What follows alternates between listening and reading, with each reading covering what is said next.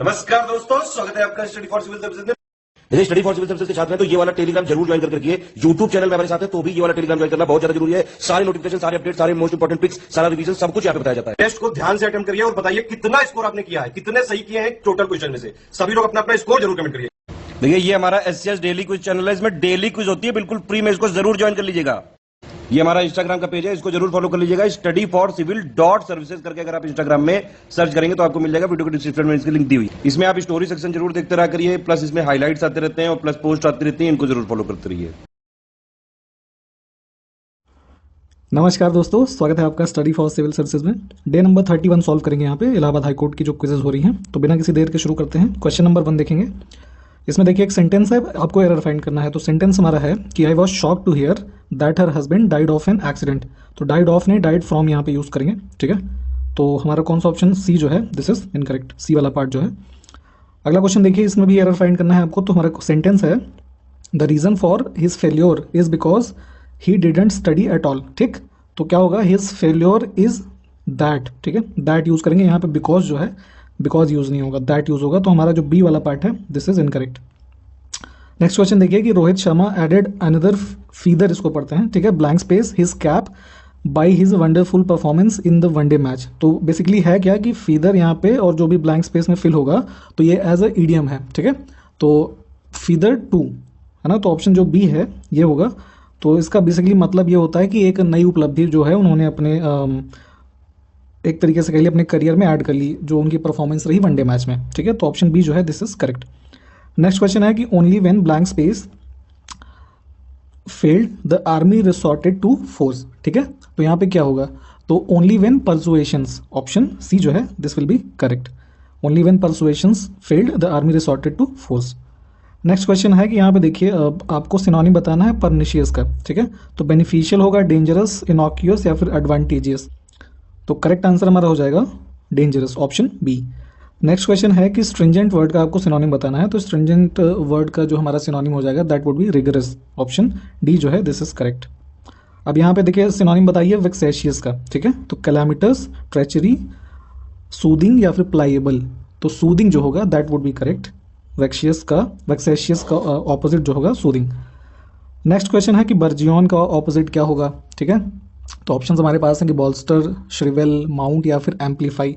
तो जो हमारा श्रिवेल है, this is correct for this question. Next question है कि यहाँ पे देखिए कोटेड पार्ट है, तो आपको इसको इंप्रूव करना है, ठीक है। अगर इंप्रूवमेंट नहीं है तो नो इंप्रूवमेंट चूज करेंगे हम। तो सेंटेंस है कि he thanked me for what I have done for his wife, ठीक है।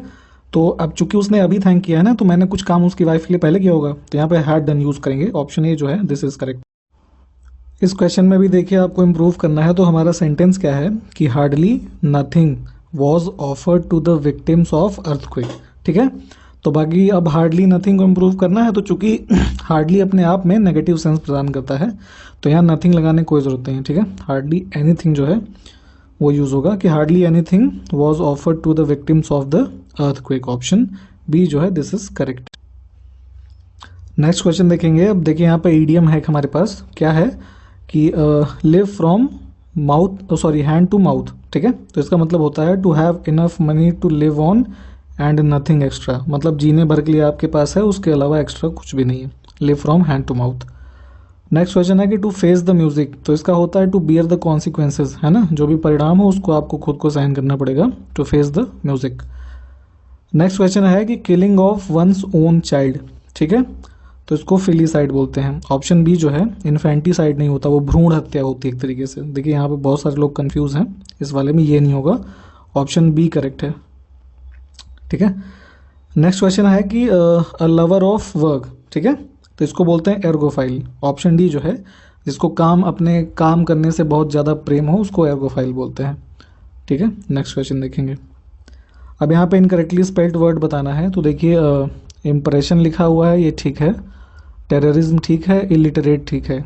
पर्सोनल जो है ना, जो कार्मिक होता है वो गलत तरीके से लिखा है।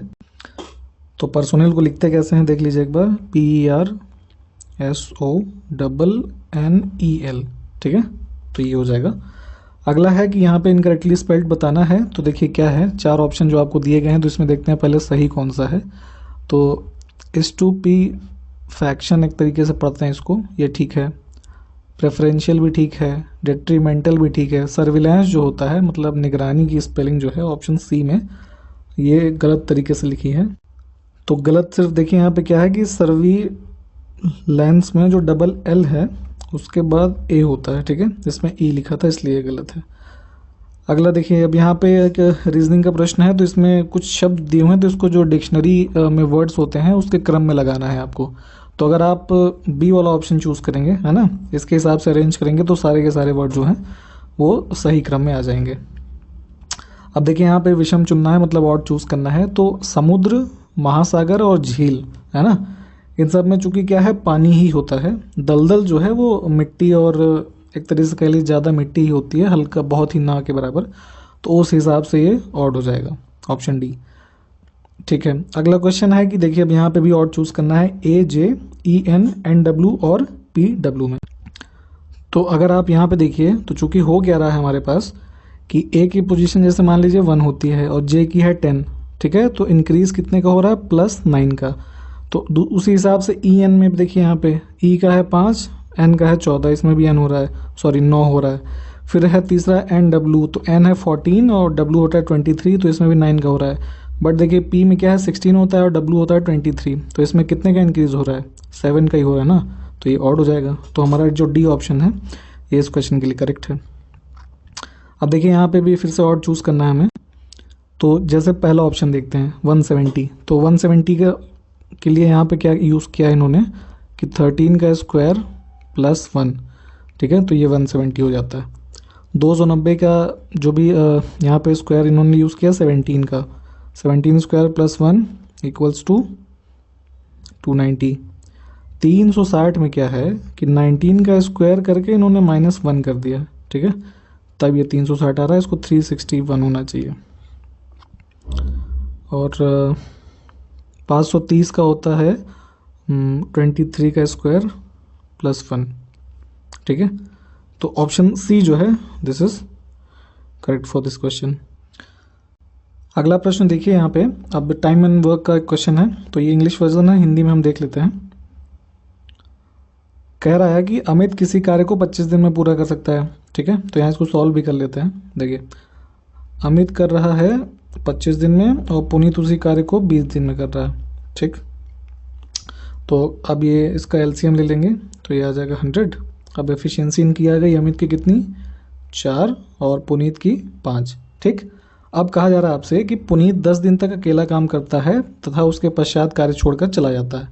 तो अब पुनीत ने काम करना शुरू किया कितने 5 की एफिशिएंसी से, कितने दिन काम किया उसने 10 दिन, तो 10 दिन और 5 की एफिशिएंसी से मतलब 50, ठीक। तो इस 100 में से टोटल 100 यूनिट काम था, तो 50 यूनिट वो कर गया, तो 50 यूनिट काम बचा हुआ है अपने पास।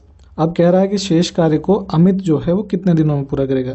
तो अमित की एफिशिएंसी कितनी थी 4 से उसको कितना काम करना है 50 काम, ठीक है, तो 50 डिवाइडेड बाय 4, तो ये आ जाएगा कितना 12.5 डेज, है ना, मतलब 12 सही 1/2 दिन में। तो कहाँ है ऑप्शन बी के अंदर, तो हमारा ये जो है सही हो जाएगा।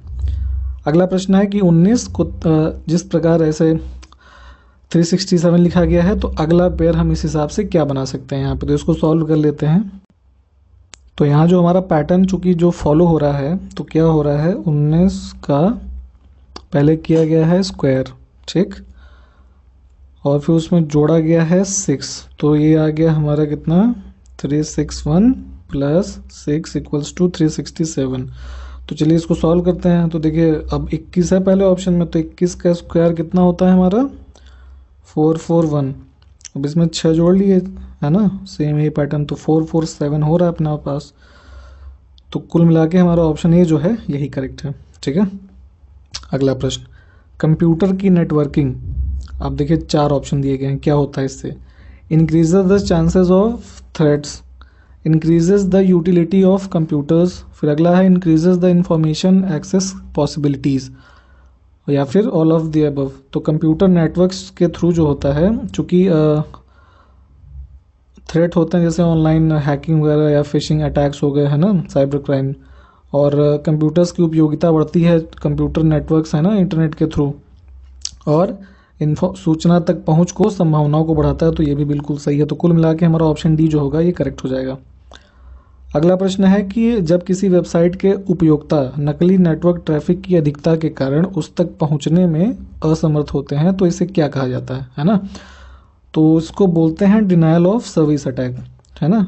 कभी कभी क्या होता है कि कुछ हैकर्स वगैरह जो फेक ट्रैफिक किसी वेबसाइट पे ऐसे क्रिएट करते हैं, तो उसकी वजह से जो आम पब्लिक जो उसकी मतलब जेन्युइन यूज़र है वो यूज़ नहीं कर पाती। तो वहाँ पे आपको देखा होगा, आपने अगर यूज़ किया है तो डिनायल ऑफ सर्विस अटैक मतलब डिनायल ऑफ सर्विस करके एक मैसेज आपको प्रॉम्प्ट होता है वेबसाइट के अंदर, तो ये वही होता है।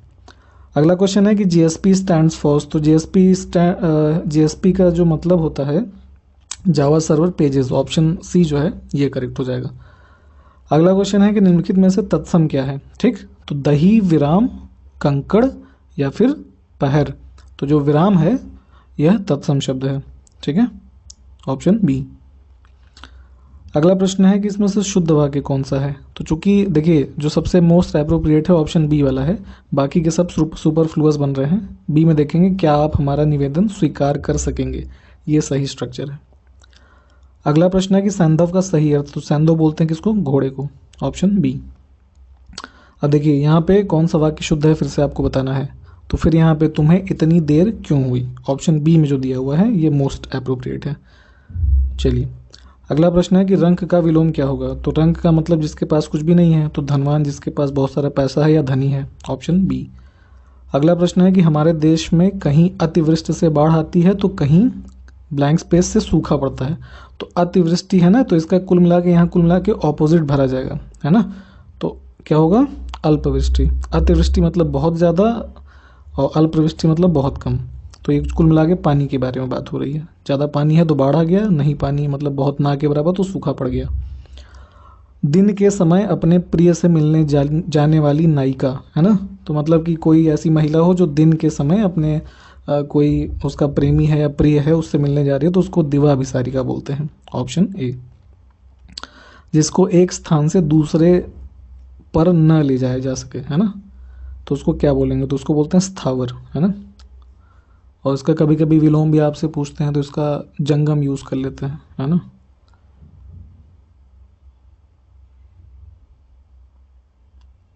अकबर अपना धार्मिक विचार विमर्श कहाँ करता था। तो दिए हुए स्थानों में इबादत खाना जो था वहाँ पे उसके धार्मिक विचार विमर्श हुआ करते थे, ऑप्शन सी। गुरु नानक का उत्तराधिकारी कौन था, इसमें से आपको बताना है, ठीक है। तो जो दिए हुए हमारे ऑप्शन है कौन, गुरु अंगद, गुरु रामदास, गुरु अर्जन या फिर गुरु हरगोबिंद। तो गुरु अंगद जो थे ये इनके उत्तराधिकारी थे गुरु नानक के। पशुपालन के साथ खेती को क्या कहते हैं। तो जहाँ पे एक ही खेत में खेती भी हो रही है और पशुपालन भी हो रहा है उसको मिश्रित खेती बोलते हैं। इन नेताओं में से कौन खिलाफत आंदोलन के प्रमुख नेता थे। तो खिलाफत आंदोलन मतलब जो था उसके प्रमुख नेता इनमें से दिए हुए ऑप्शंस में महात्मा गांधी जी थे, ऑप्शन बी। अब अगला क्वेश्चन है कि किस रूप के पौधे से कोको और चॉकलेट प्राप्त किया जाता है ना। तो जो कोको बीन्स होती हैं और चॉकलेट्स जो उसकी बीन्स वगैरह के लिए जिससे वो प्रिपेयर होता है तो झाड़ी मतलब बुश टाइप के पेड़ होते हैं उनसे प्राप्त होता है, ऑप्शन बी। 1757 में प्लासी के युद्ध में सिराजुद्दौला के साथ किसने विश्वासघात किया, ठीक है। तो इसके विश्वासघात किया मीर जाफर ने। यहाँ पे देखिए गलत क्लिक हो गया है। अच्छा, कई बार लोग कंफ्यूज हो जाते हैं मीर कासिम और मीर जाफर में। तो मीर जाफर ने उसके साथ विश्वासघात किया और वो युद्ध इसमें उसको हार मिली, ऑप्शन सी जो है दिस इज करेक्ट। अगला प्रश्न है कि पश्चिमी घाटों के मालाबार तट पर स्थित माहे निम्न में से किसका भाग है, ठीक है। तो पुडुचेरी जो है ना, यूनियन टेरिटरी जो अपनी है इसका भाग है माहे। और जैसे कि पुडुचेरी की टेरिटरी एक ही जगह नहीं है, ठीक है, कुछ वेस्टर्न घाट पे भी है तो वहाँ पे माहे पड़ता है। तो ऑप्शन सी जो है दिस इज करेक्ट। अगला प्रश्न है कि the common name of the chemical compound calciferol, ठीक है। तो कैल्सीफेरॉल किसको बोलते हैं। तो कैल्सीफेरॉल विटामिन डी जो होता है, option A, this is correct. अगला प्रश्न है कि if the waste material contaminates the source of drinking water which of the following diseases will spread, ठीक है। तो कुल मिला के कहा यह जा रहा है कि अगर जहाँ से पानी आ रहा है वहाँ से कोई अपशिष्ट पदार्थ जो है पानी के पीने के पानी को दूषित कर दे तो इनमें से कौन सी बीमारी होगी। तो ऐसे पानी के कंटेमिनेशन से टाइफॉइड हो जाता है, ठीक है। तो ऑप्शन बी जो होगा दिस इज़ करेक्ट। अगला प्रश्न है कि liquid water is more dense than ice, this is due to, ठीक है। तो चूंकि जो लिक्विड वाटर होता है तो उसमें हाइड्रोजन बॉन्डिंग जो होती है काफ़ी स्ट्रांग होती है, तो इसकी वजह से this is more dense than ice. तो ऑप्शन बी जो है दिस इज़ करेक्ट। अगला क्वेश्चन है कि निम्नलिखित में से राज्य के सप्तांग सिद्धांत के अनुसार राज्य का 7वां अंग कौन सा था। तो एंशियंट टाइम्स में स्टेट के जो भी कह लीजिए प्रिंसिपल्स होते थे, तो एक सप्तांग प्रिंसिपल के अंडर इसमें आपसे पूछ रहे हैं कि 7वां अंग कौन सा था। तो हमारा जो मित्र होता था, है ना, ऑप्शन सी में जो दे रखा है ये 7वां हिस्सा होता था। तो ऑप्शन सी जो है दिस इज करेक्ट। अगला प्रश्न है कि विच of the following has maximum protein. तो मैक्सिमम प्रोटीन अगर इन चारों चीज़ों को आप खाएंगे, गेहूँ, सोयाबीन, मछली या फिर भेड़ का मांस, ठीक है, तो आपको चारों में से सबसे ज़्यादा जो प्रोटीन मिलेगा वो सोयाबीन से मिलेगा, ठीक है, ऑप्शन बी। अगला प्रश्न है कि निम्नलिखित राज्यों में से किसके साथ झारखंड की सीमा नहीं मिलती है, ठीक है। तो पश्चिम बंगाल के साथ मिलती है, उड़ीसा के साथ भी है, छत्तीसगढ़ के साथ भी है, पर मध्य प्रदेश के साथ नहीं है। तो ऑप्शन हमारा कौन सा सही हुआ, डी। तो इसके लिए एक चीज़ याद रखिएगा कि जितने भी नए राज्य जैसे गठित होते हैं ना, उनके बारे में अवश्य पूछा जाता है या उनकी सीमाएं किससे लगती है। तो मैप में इन राज्यों को स्पेशली आप देख लें। तो फिलहाल इसके लिए ऑप्शन डी जो है दिस इज करेक्ट। अगला प्रश्न देखेंगे कि ब्रिटिश क्राउन ने ईस्ट इंडिया कंपनी से भारत पर प्रभुसत्ता किस वर्ष में प्राप्त की। तो 1857 की जब क्रांति हुई, है ना, इसके बाद जो ब्रिटिश क्राउन था उसने सुपरसीड किया ईस्ट इंडिया कंपनी से इंडिया का एडमिनिस्ट्रेशन। तो 1958 में ये संभव हुआ। तो ऑप्शन बी इज करेक्ट। अगला प्रश्न है कि सुप्रसिद्ध मध्यकालीन संत जो शंकर देव थे वो किससे संबंधित थे, है ना, मतलब ये जो कुछ संप्रदाय के नाम दिए हुए हैं, तो जो शंकर देव थे वो वैष्णव सेक्ट जो था, वैष्णव संप्रदाय, उससे संबंधित थे। अगला प्रश्न है कि ग्रेट सॉल्ट लेक कहाँ पे है। तो this is in USA, option B.